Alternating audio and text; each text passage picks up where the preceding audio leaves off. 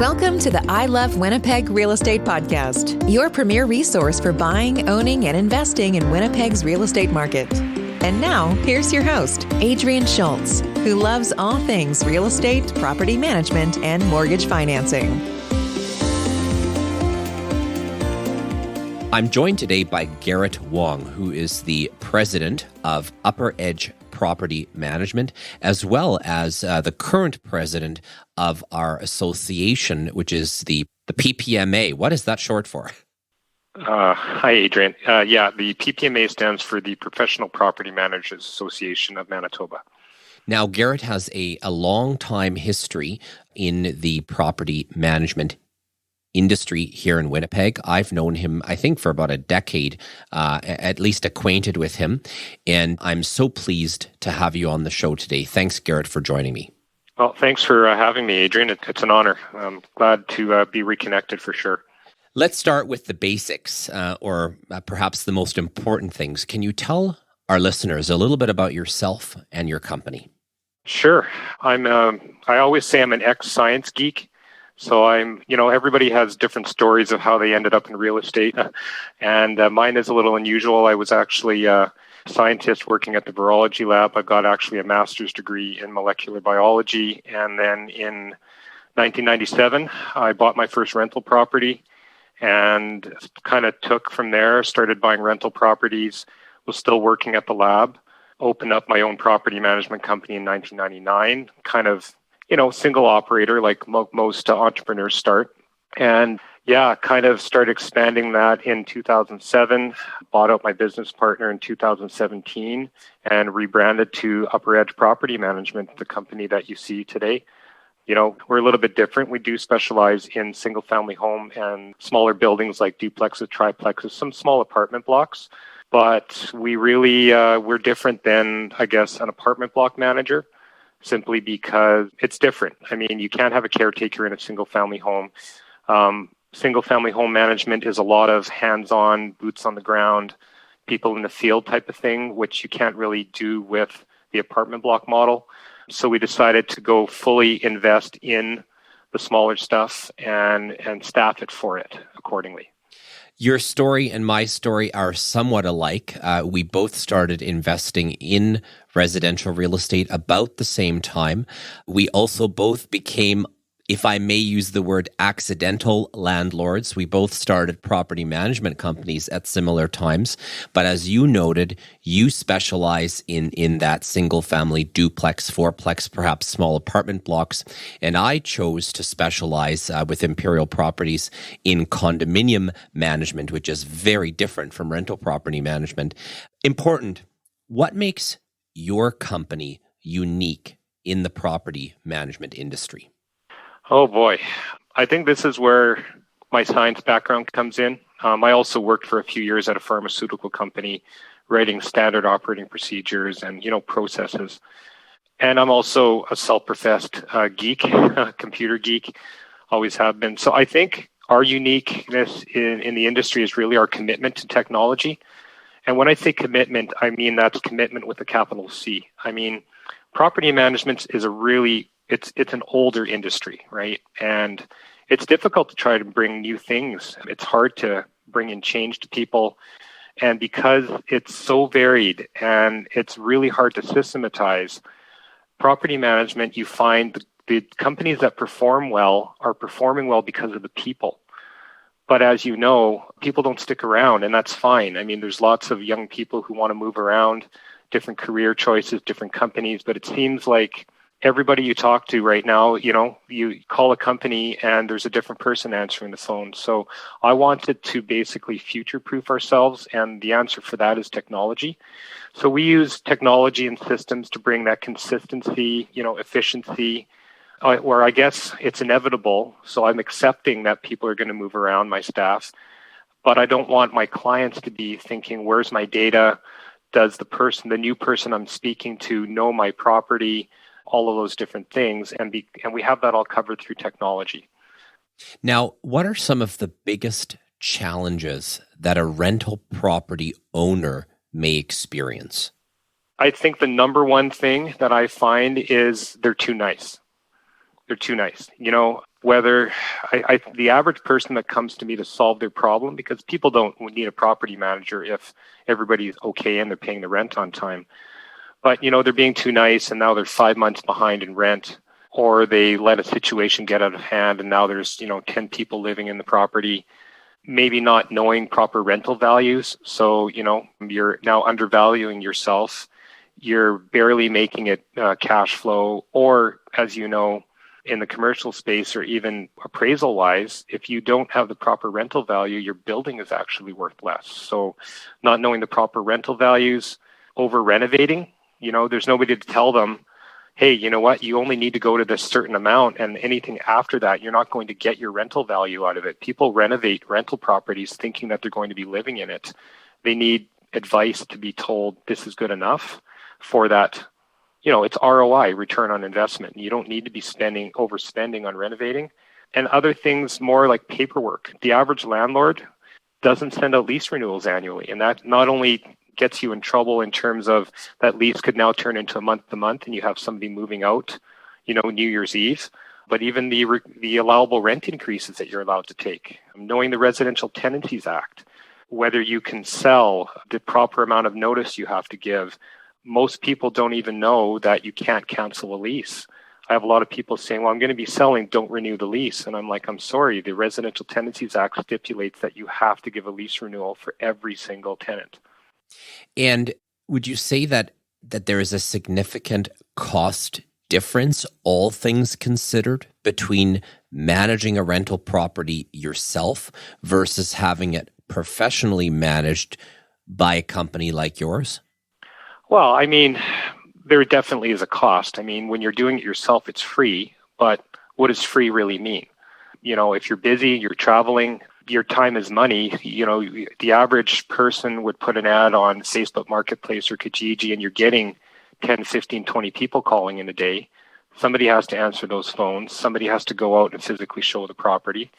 So I don't know that it's fair to say that the person who's doing it for free, if they were to pay themselves $20 an hour, then by all means, I think the average property manager for a single family home is probably getting paid between $100 and $150, maybe $175. So when you factor all that in, it's definitely almost cheaper to be professionally managed. But, there's hidden costs there too, hidden savings. If you're trying to do it yourself and you leave a unit vacant while you're trying to renovate, maybe if you had gone to a professional property management company who had renovators that could turn it around in a week, rather than leaving it, you're doing it every weekend. Well, that's $1,200, $1,500, $1,700 of rent that you could have had quicker that, just pay the pro to do it.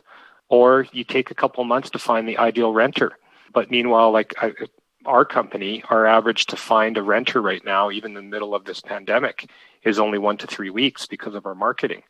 So, when you take that 2 months, $1,500 rent, 2 months lost, that's $3,000. That's $250 for a year lease. That's almost double what you could pay for a manager. So there's lots of things there. One of the most common things when a tenant leaves and moves out is obviously that you have a vacant unit, and that vacant unit has to be made ready again. The industry term being the unit turnover or the make-ready process. What should be an average turnover or make-ready process timeline? Ideally, 0. Now, when I say that, we try to do everything what we call a back-to-back or a move-in, move-out. So you're a property owner, you've got a year lease, the lease ends June 30th. For our clients, we always start advertising at least 6 weeks prior, because that's 2 weeks to find somebody, and then they're going to be giving a month's notice where they're currently living. So at least 6, 7 weeks. So if you start advertising in the middle of May, in that example, you find somebody between, first week of June, your existing tenant is moving out June 30th, your new tenant moves in July 1st, back to back. So there's literally no money lost. In terms of maybe it's time to do renovations, so you want to leave it empty for a couple of weeks.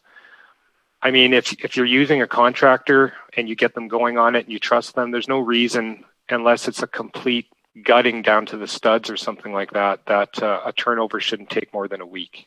Going back for a moment to the self-managed versus professionally managed, when you're selecting new tenants, if you're an individual, you may not have access to proper screening tools. Could you share with listeners from a high-level perspective, what is a screening process with a company like yours when you're selecting a new tenant? Well, we've been told that we have the toughest criteria out of everybody. It might not be true, but I think when you're comparing to the average homeowner, you hear people saying, I'm going to go with my gut. And I would argue my gut has gotten me into trouble more times than not.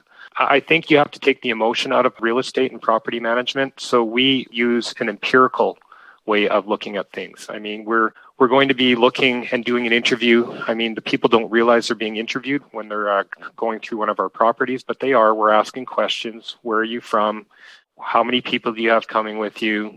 Oh, why are you leaving your current place? Oh, you're being evicted. Can I ask why? Right? So the obvious ones there, the person-to-person contact. So we're not just doing it on paper, but we're also going through and checking them on the residential tenancies branch database. I mean, that's where the average person doesn't have that. I mean, you can certainly go down to the branch and pay, but now you have to make an appointment. It's a little inconvenient. So we have access to that. We're doing social media profiling on them. We're going to search them up on Google. We're checking the public justice database. Obviously, we're phoning their employer, making sure they can afford it, calling the past landlord, even going to landlords prior, because the current one might give you, just say anything to get them out if they're being a problem. And, another person-to-person rating from our applications department if they're being difficult to deal with. So we're really going through quite a bit. Obviously, credit scores. We do a rentability profile on them. And then we only have a senior manager going through and approving the applications. So it's pretty intensive, but we really believe that a proper, successful tenancy begins and ends with good screening. And you know what? It's not going to ever insulate you from the person who, you can't really screen for people who are going to separate or lose their jobs, right? But if that does happen, at least they're not destroying the property. We're going to try to work out those payment things if we can and come to an amicable solution. Now, the next question is probably one that most listeners will pay a lot of attention to. So I'm going to recommend that you select your 3 favorite things. What should rental owners consider when selecting a property management company? I could do a whole hour on this, Adrian. That'll be a separate episode. All right. Top 3 things when selecting a property management company. Number 1, most people don't know this. You have to be licensed with the Manitoba Securities Commission if you are doing anything with regards to property management here, unless you have an ownership stake. And that's because we're a regulated industry. That's because money is changing hands, so we have to have a trust account. But more than that, it's written right into the Real Estate Act that somebody who's making investment and property management decisions, even if they're not touching the money, is also must be licensed. So we have to be licensed with the Manitoba Securities Commission. That's probably the biggest thing. I would say, how long has somebody been in business? Again, there's nothing wrong with the startup, but experience is a pretty big teacher. If you were to ask me, are we a better company now than we were 15 years ago? Absolutely, because we've learned our lessons. How do you scale? How do you hire employees? What happens when an employee leaves? Are you a single operator? All those things come with experience. Now, a brand new company, you have to ask questions. You can be brand new, but maybe the principals were working in the industry for 15, 20 years. So I think it's just asking the questions.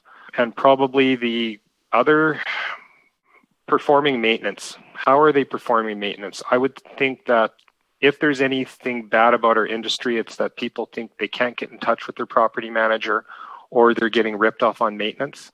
So you want to ask questions like, do you have on-site staff that you hire? And there's nothing wrong with that either. I mean, for example, Upper Edge only uses subcontractors, and we do that on purpose because I personally feel that it's just a better deal for the investors that they're not depending on me to pay my employees if I were to have maintenance technicians, because then I have to, make sure that they're busy with maintenance. So maintenance for sure, because that's one of the biggest pain points that most owners come to me when they need help. Most importantly, you're an experienced real estate investor, an experienced property manager, and a respected individual in the industry. So I'm curious, what do you love about Winnipeg real estate? Stability, affordability, and just that steady. It's kind of like that little engine that could. It's dependable.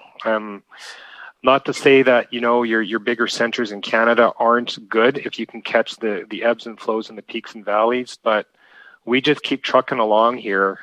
Something that you bought 5 years ago, you have pretty good confidence that it's going to be worth more now than it was back then.